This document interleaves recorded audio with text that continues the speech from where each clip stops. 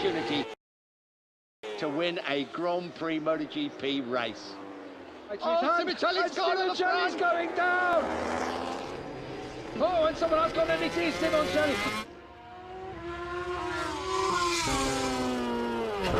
Oh, Simonceli's gone down. Marco Simoncelli, he's in line for a first MotoGP podium and crashes out at turn one. You know, there was no secret that a few of us riders were sort of a little bit concerned about his riding. Oh, Simonceli has gone down! And he's taken with him Jorge Lorenzo. I think the problem is that he's not very conscious about the risks. Many riders want to make him a little calm in that time. I was technical director at the time, but kind of looking into race direction. And it's very, very similar to early Lorenzo career, where they're talented, really, hungry and full of confidence and wanting to ride aggressively. For him, the race is to be aggressive. If you want to win, the talent are all aggressive. Valentino, when the start, was a talent, was aggressive. Everybody is aggressive. Dani Pedrosa was building his strongest challenge for the title yet. He took second in Spain and won in Portugal. Going into the fourth race in France, he was just behind Lorenzo and ahead of Stoner in the championship. He now found himself fighting for second place with Marco Simoncelli.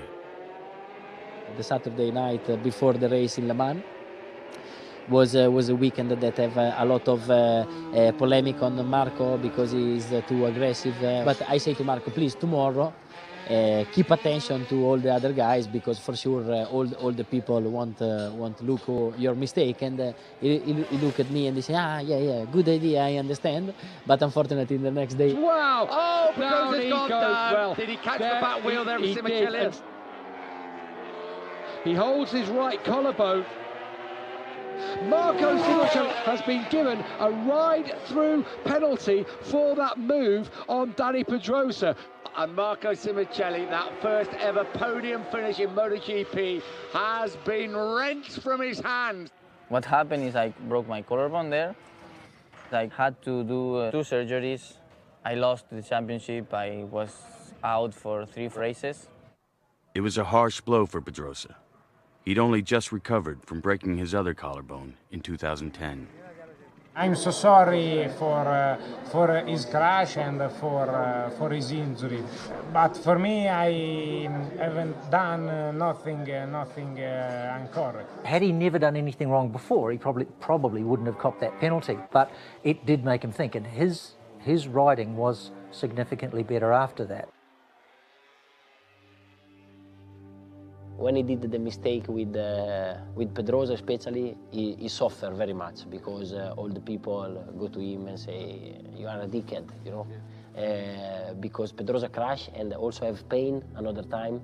And Pedrosa was very angry with Marco. And all the people in Spain was very angry with Marco. Before the race on Barcelona, arrived a letter with no signature, with a gun.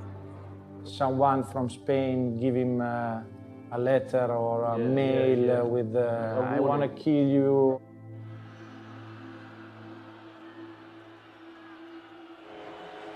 You can hear the boos now for Simoncelli as he laps the track by himself. Dani Pedrosa not here, did have an operation on that broken right collarbone. And I remember that in Barcelona we have a lot of bodyguards. 2 bodyguards for the weekend, and that make everyone nervous, no? He make pole position in practice. There will be one more lap for the former 250cc world champion Simonceli. He's protecting that first. And he's gone pole. Marco Simoncelli has pulled it out of nowhere. A 142.413, who's been second in the last 2 rounds, and he's pulled that out of absolutely nowhere. Marco Simoncelli, the rider who's been at the centre of all the talk, all the debate, all the discussion for the last couple of weeks, has now taken pole. And I wonder what kind of reception he's going to get as he wheelies his way around this circuit. Simonceli, despite all the boos and cheers, just giving them a wave. Thank you. I am on pole, thank you.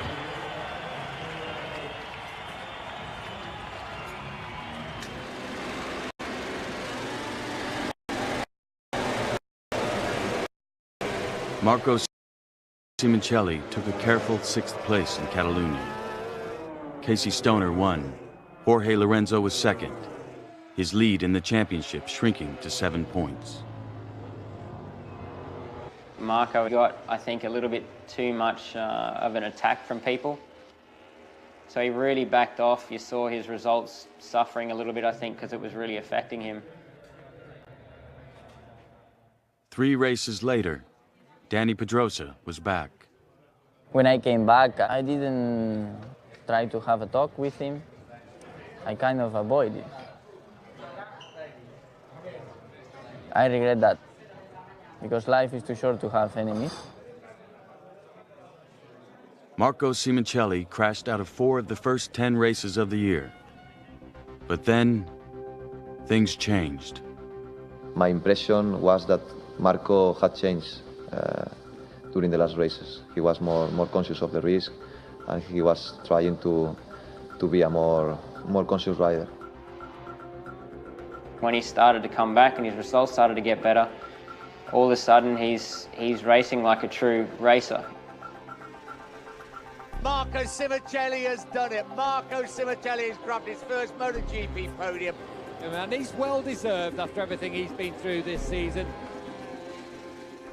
It feels unbelievable.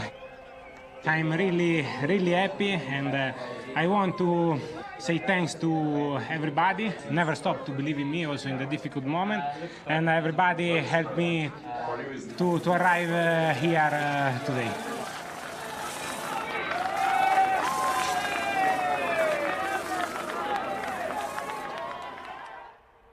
With 3 races to go, Lorenzo was the only rider with any hope of beating Stoner in the championship. There were 65 points between them. The odds were stacked against the Spaniard. But you never know. Stoner might make a mistake. He didn't. When he went down, the fingers of Lorenzo's left hand were trapped between the clutch lever and the handlebar. The lever amputated the tip of his ring finger. It was a horrible morning for Lorenzo, but a great afternoon for Casey Stoner.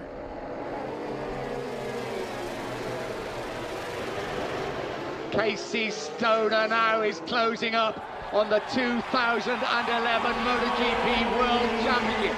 Simonceli in 2nd place. Everybody stands in Phillip Island. Casey Stoner wins the Australian Grand Prix.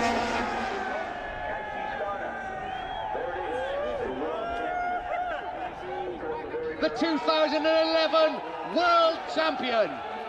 You know, won the home Grand Prix. I think it was our 5th in a row there. Won his 2nd World Championship on my birthday. You know, that's a pretty special day. Marco Simonceli was back on the podium at Phillip Island. 2nd place, his best result yet.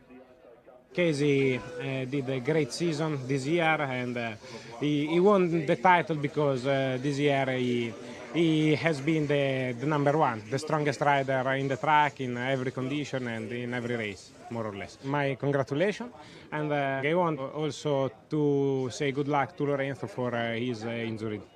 Stoner might have locked up the title, but the fight was still on. For a racer, all that ever matters is the next race. There were 2 to go. I hope to continue to work in the right way and finish on the podium, and maybe I hope to also to stay in the first step of the podium. Thank you.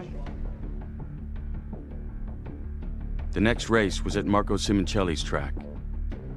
His nickname, Sic, is also the acronym of the circuit which had seen the biggest moments of his career to date. Circuito Sic. Ricordo che la prima volta che siamo andati che abbiamo trovato tutte queste maglie Sic, io e la mamma ne abbiamo comprate tantissime, perché ci veniva bene, insomma.